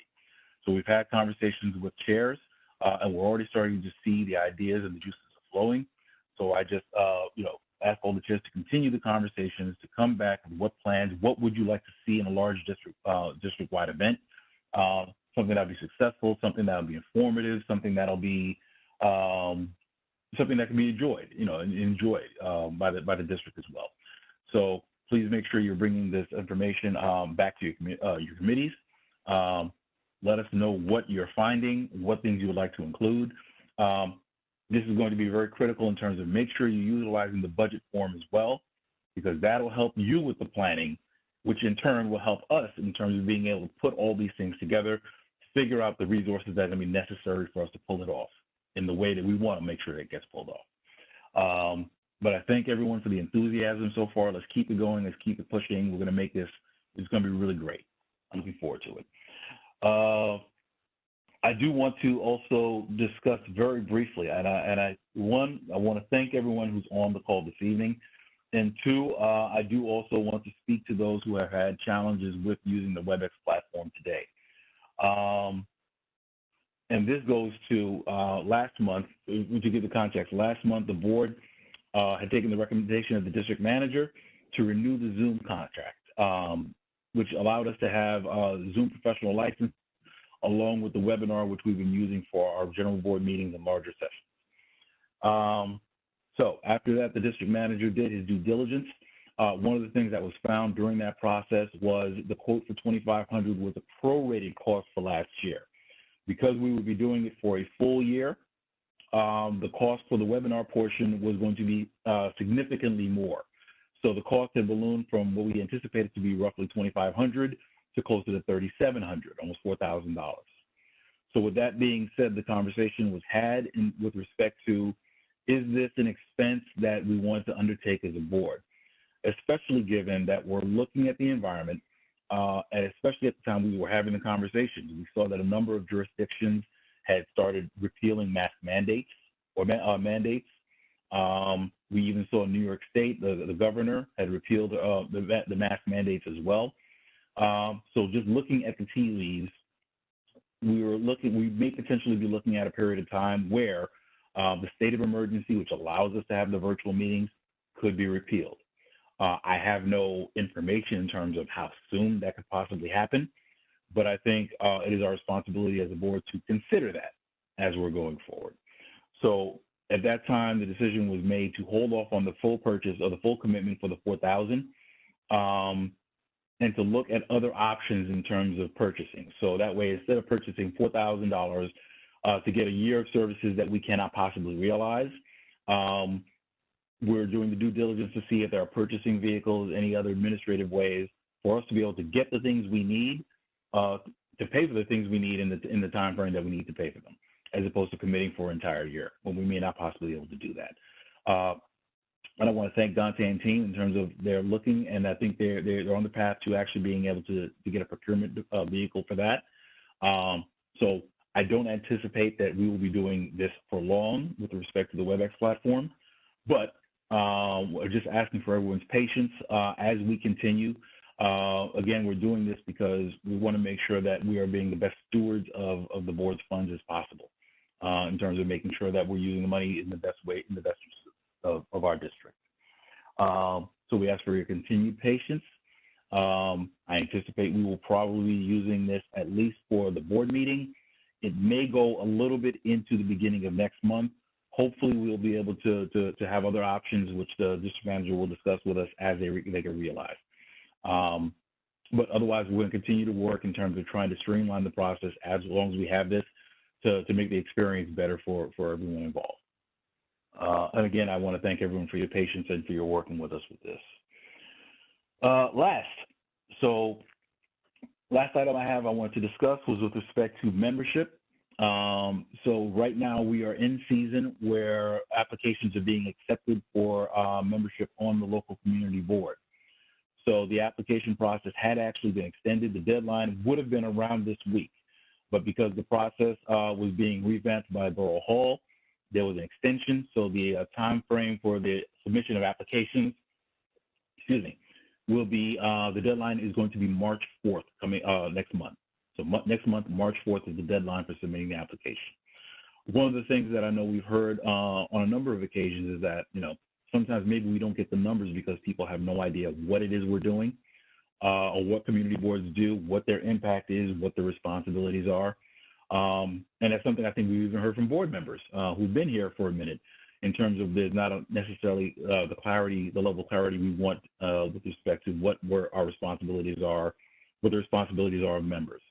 So I want to again thank the district manager. He's helped develop an open house, learn about your community board session, where we're actually going to be able to give some of that basic information just to kind of level set for everyone in terms of what are community boards, how we constructed, how do we get work done, give information about what is the district office and what their responsibilities are, and what the expectations are of potential community board members.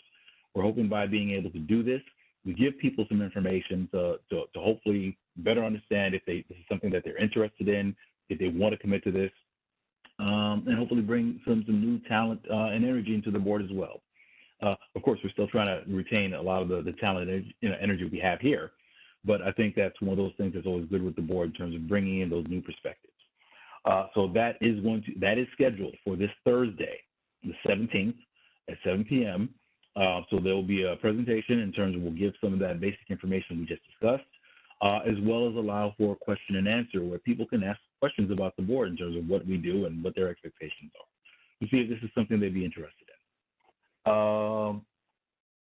Okay, at that time, those are the items I have with respect to my check-in. Are there any questions at this time? Mr. Almano, I do see your hand. Do you have a question?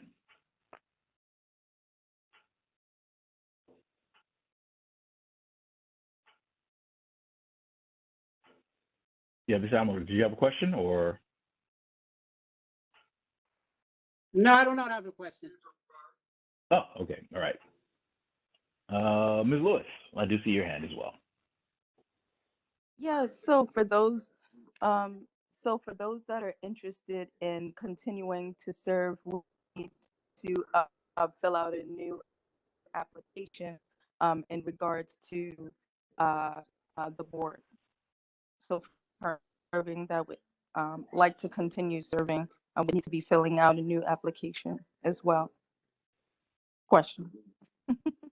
Oh, For clarity. okay, well, okay, now let's be clear.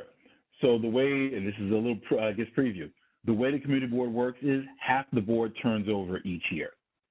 So half the seats are up. So if you were appointed in 1 year, after 2 years, half those seats come up. So the way it's broken down is that there are a certain amount that are appointed directly by the borough president. Well, actually, qualification. Everyone is appointed by the borough president. Some of them are directly appointed by him to the board. Others are based on recommendations from our local council members. So and that's based on what percentage of the district they actually cover. So everyone would submit to Borough Hall, but the other piece of that is, if you are interested in being appointed from your local council member, that's an additional conversation you would have.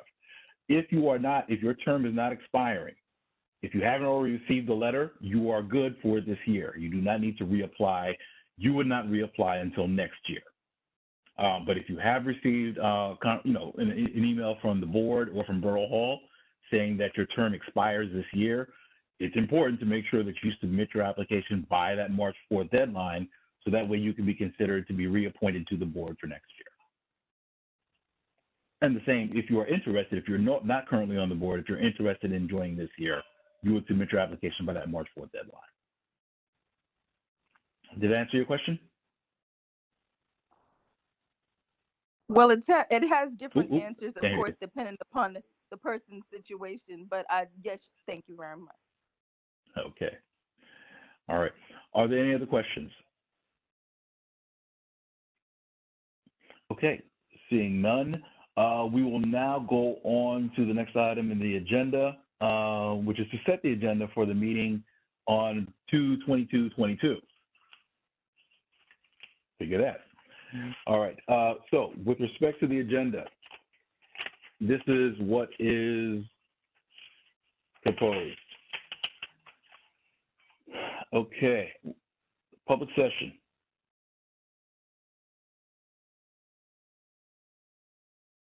I'm going to call the meeting to order.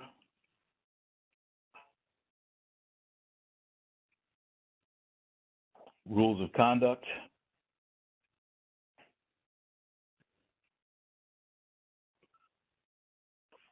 Dante, at this time, are there any presentations scheduled for the board for this month? No presentations that I'm aware, but I will confirm, and there are no SLA applications. Okay, we'll leave the placeholders there, but for presentations, none scheduled at this time. And for SLA applications,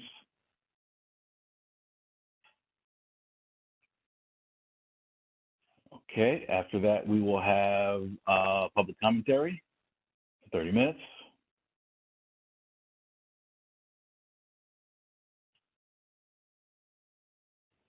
After which we will have acknowledgements from elected officials and their representatives.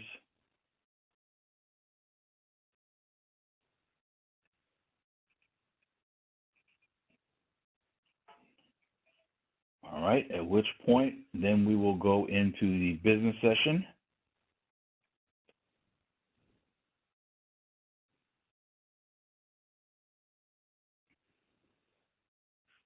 We will have roll call, followed by approval of previous minutes.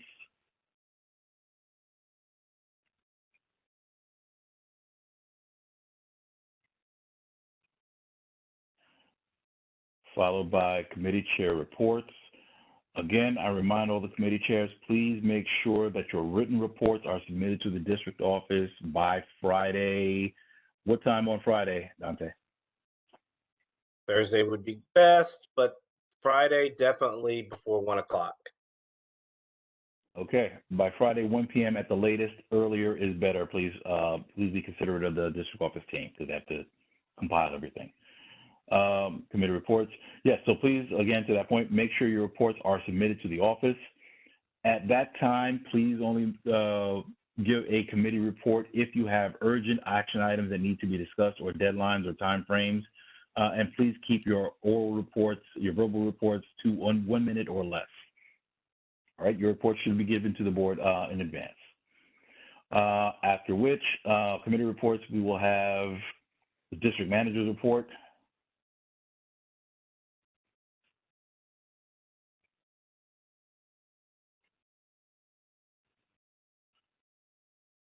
I want to put a placeholder. I believe that the treasurer may have a report for this month. He wasn't there last month. He may have a report for this month.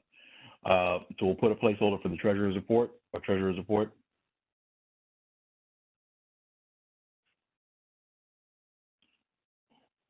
Followed by chairman's report.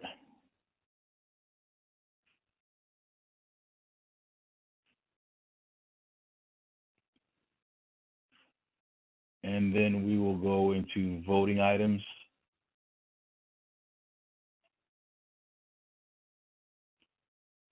Sub-bullet under voting items, we will do the election for the secretary.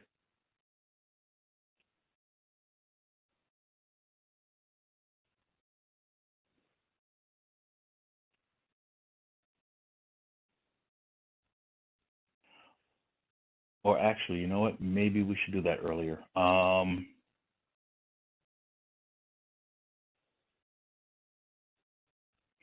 We're going to do that earlier, actually. So we're going to move voting items right after the committee report. Yeah, after committee report, we'll have executive secretary election. So that way, if there's anything that needs to be done, it can be announced later on when we get to the business session. But the results will be published after that. Exec secretary election. After committee report. All right, so chairman's report, then we'll have any other voting items. Then we will have unfinished business.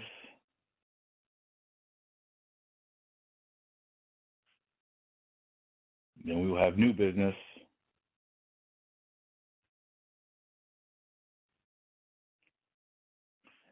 And upon that, we will adjourn.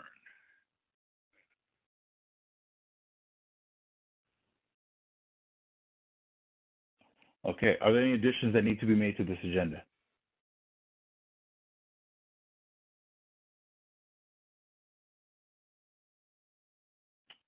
Okay, hearing none. At this time, just for the record, executive committee members, I see Second Vice Chair Francisco Leopold. I see Interim Executive Secretary Linda Watson-Lord. I see Member at Large Nicholas Almanor. I see First Vice Chair Warren Burke, and myself, Fred Baptiste, as Chair. We have a quorum. At this time, I will entertain a motion to adopt the agenda as stated. Motion. Okay, I have it moved by Francisco Leopold, ladies first. Do I have a second? Second. I have a second by Member at Large Nicholas Almanor. Okay, are there any questions? Seeing none, we'll call the question. All those members in favor of the executive committee in favor of adopting the agenda as stated, please say aye. Aye. Aye. Are there any members who are opposed to the agenda? Please state your name for the record. Any members who are opposed, please state your name for the record. For the record, there are no members in opposition. Any members who wish to abstain at this time, please state your name for the record. Whoa. I call for, oh, I'm sorry. No, no. Is that one? That was okay. Okay. Call for a second time. Any members who wish to abstain, please state your name for the record. Hearing none, the motion carries. The agenda is adopted as stated. Please, Madam Secretary, please put for the record the motion carried unanimously. I did that. Thank you. Okay, thank you. All right, so at this time, is there any other business for the executive committee to consider? I just wanted to tell Fran, so the situation that you had in your committee with the pop-up of inappropriate information, apparently you are not the only one.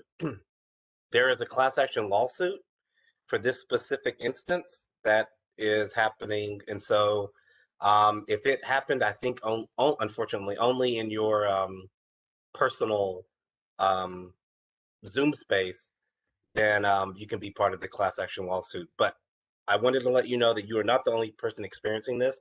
Apparently, this is happening all across the country, or has at least happened, hence the class action lawsuit.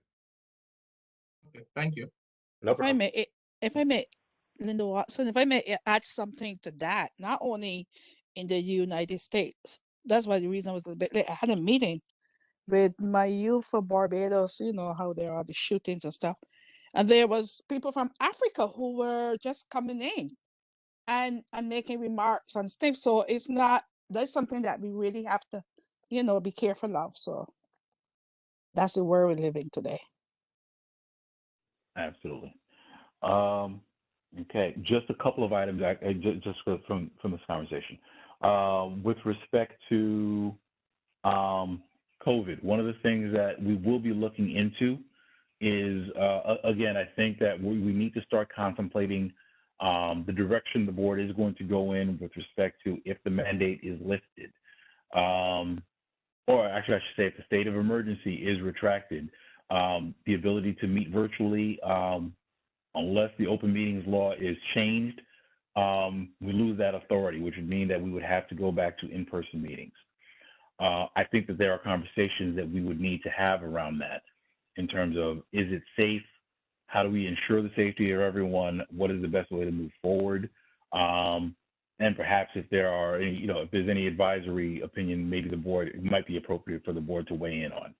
So this will be something that is going to be a conversation. If you have any thoughts with respect to that, please feel free to share that with myself or any of the members of the executive committee, so we can begin having that dialogue with respect to what direction are we going in. Lastly, and this is something I really meant to talk about this earlier, is we have definitely seen a spate of gun violence in New York City, but it's right here in our backyard. So there are definitely conversations that we are having with the local electeds, with New York City Police Department as well. It's just senseless violence, and we definitely need to do something about this. We're losing our young ones. We're losing the elderly. We hear about the different acts of violence that are happening for people for different religions and creeds. It's a conversation that we need to be having as a community. We need to be coming together. So as we have additional information, or if there's anything that we need, we're just we'll be sharing that with the board. But we just ask everyone to be safe and take care of yourselves. And with that, I will entertain a motion to adjourn. Can I say something before you entertain the motion, sir? Absolutely, go ahead. Okay, Yes. unfortunately for you, well, for my board, I wouldn't be at the next board meeting. I would be in Mexico. So, I am still willing to be the secretary. So I'm still up for election, even if I'm not personally at the meeting. Okay. Good, because we have to draft you anyway. Yeah. No, but absolutely. What I would ask informally is if you're able to, I know that in the past, usually we ask for the candidate to speak, but Yes. if you would be willing to just even draft a small, just a small letter to the board, just basically, advising that you do intend to serve, Okay. any of your qualifications, just so that the board has that information that we can share. I can do that. I've been asking my people if I would be able to still join, and we're working on that. But I will leave the written bio for you, just in case that would, Yeah. No, but it shouldn't be an issue. We don't have a Yeah. requirement for you to be in attendance, as long as your intent is clear that you do accept and do intend to serve. You want a photo also? Okay. Do And we you can want talk a offline, photo so we'll discuss also? it with anything that needs to be. Okay. Yes, we know what you look like. Yes, exactly. That was a joke. Okay, thanks. We want to see your smile. Okay. All right. Okay. So with that, we will now entertain a motion to adjourn.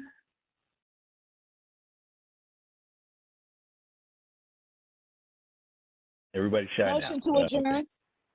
Thank It you. doesn't look like anybody wants to go home. So move. Okay. I have it moved. Well, I thought I heard Linda Watson-Lord first. Well, I'll second. Linda, was that you? Yes, I think Okay, it was between me and Francesco, but I think she was a little bit louder than me. Oh, okay. All right. So Ms. Watson-Lord, we'll get you as that. Nicholas, we'll give you a second. I'll give you the second on that one. Thank you. All right. All those in favor, please say aye. Aye. Aye. Aye. Oh, Aye. you guys are dead. Okay, thank you. I hear a majority. The motion carries. We stand adjourned. The time is now 9:22 p.m. You didn't say all Everyone, those thank you so opposed. much. I oppose. Well, a majority And it said was a aye, so stand. Voice vote. It sounded like a majority to me. Everyone, take care. Stay safe. All right. And Bye-bye. Same to Melanie, you. We got to reach out. Melanie, hugs, Yes. hugs. Condolences, huh? Thank you. Melanie. Thank you. Melody, Yes. yeah, Melody, my condolences for you and your family. You are in my Thank- prayers. Thank you so much. Appreciate you. Thanks so much. Good night, everyone. Good night. Good night.